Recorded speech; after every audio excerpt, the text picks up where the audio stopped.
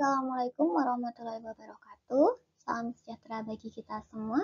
Pada video kali ini kita akan membahas mengenai bank sentral, materi kelas 10 semester 2. Bank sentral dapat didefinisikan sebagai sebuah badan keuangan yang pada umumnya dimiliki pemerintah yang bertugas untuk mengatur kestabilan badan-badan keuangan serta menjamin agar kegiatan badan-badan keuangan tersebut dapat menciptakan tingkat kegiatan ekonomi yang tinggi dan stabil.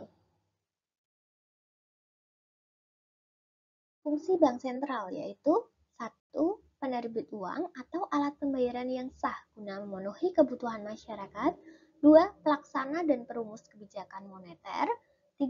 Penyedia jasa perbankan, agen kepada pemerintah dan sebagai pengelola pinjaman pemerintah. 4.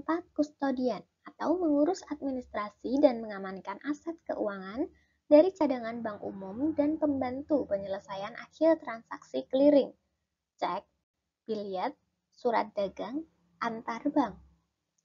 5. Penjaga keutuhan sistem keuangan dan pada beberapa situasi atau keadaan bertindak sebagai emergency lender of last resort dan pengawas kehati-hatian perbankan. Fungsi bank sentral yang keenam, pelaksana dari kebijakan pemerintah di bidang nilai tukar dan sebagai kustadi atau penyimpan dan pemelihara dari cadangan devisa negara dan membantu negara dalam mengelola cadangan devisa. 7. Pembuat kebijakan untuk mendorong pertumbuhan ekonomi, terutama di negara berkembang untuk memperkuat pembangunan ekonomi. 8. Penasehat pemerintah terkait dengan kebijakan ekonomi. 9. Lembaga yang berpartisipasi dalam kerjasama moneter internasional. 10. Lembaga yang memiliki hubungan erat dengan pemerintah sehingga memungkinkan bank sentral mendapat tugas lain seperti memberikan perlindungan nasabah seperti di Amerika Serikat atau sebagai operator registri saham. Bank sentral di Indonesia adalah Bank Indonesia atau biasa disingkat dengan BI. Menurut Undang-Undang Republik Indonesia Nomor 3 Tahun 2004 tentang perubahan atas Undang-Undang Dasar RI Nomor 23 Tahun 99 tentang Bank Indonesia adalah lembaga negara yang independen dalam melaksanakan tugas dan wewenangnya, bebas dari campur tangan pemerintah dan atau pihak lain.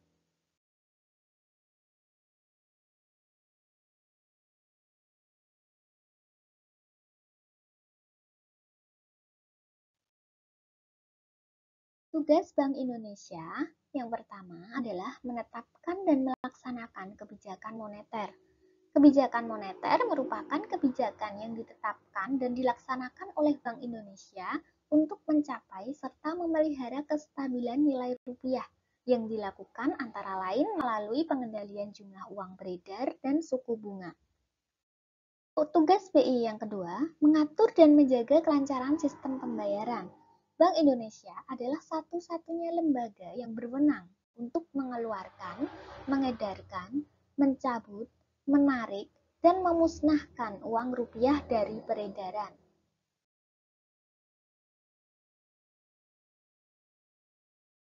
Wewenang Bank Indonesia yang pertama, menetapkan sasaran-sasaran moneter dengan memperhatikan sasaran laju inflasi.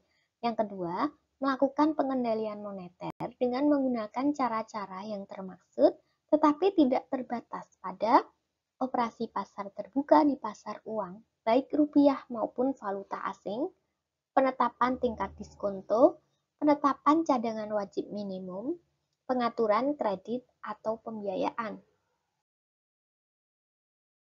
Peran Bank Indonesia dalam sistem pembayaran. Peran Bank Indonesia yang pertama sebagai regulator. Bank Indonesia berperan dalam membuat peraturan-peraturan yang mendukung kelancaran sistem pembayaran.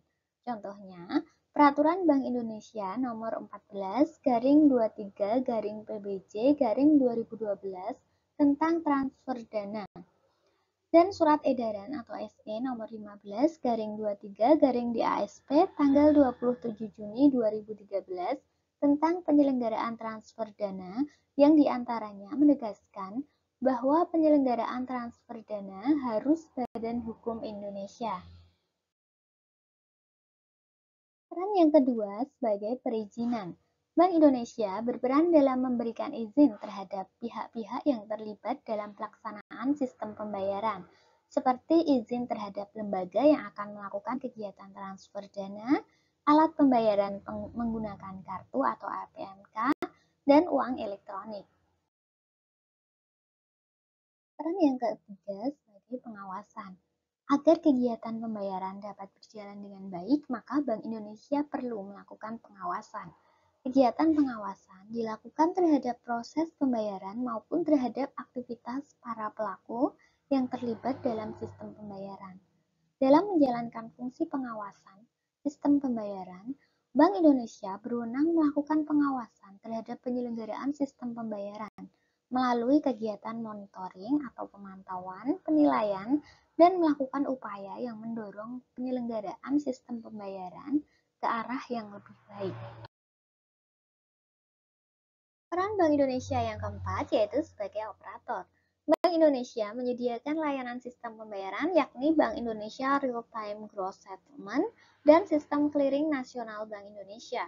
Sesuai dengan ketentuan Bank Indonesia, mulai 31 Mei 2013, batas nilai nominal transfer kredit yang dapat dikliringkan melalui clearing kredit dalam penyelenggaraan SKNBJ mengalami peningkatan menjadi maksimal 500 juta rupiah.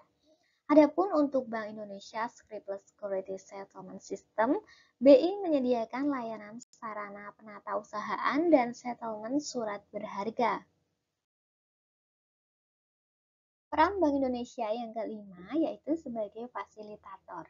Agar penyelenggaraan sistem pembayaran semakin aman dan efisien, maka Bank Indonesia memfasilitasi pengembangan sistem pembayaran oleh industri yang bergerak dalam bidang jasa keuangan. Bank Indonesia juga melakukan transaksi-transaksi seperti operasi pasar terbuka, menyelesaikan tagihan-tagihan, serta transaksi yang terkait dengan rekening pemerintah dan lembaga keuangan internasional yang ada di Bank Indonesia. Bank Indonesia juga berperan sebagai pengguna dan sebagai anggota sistem pembayaran. Untuk menambah wawasan dan literasi, kalian dapat mengakses link www.bi.go.id atau melalui scan kode QR berikut.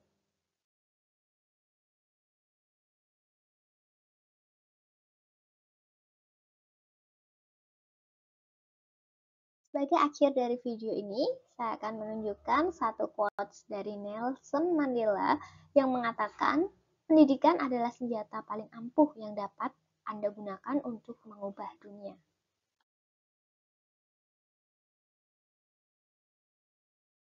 Terima kasih atas semangat kalian hari ini.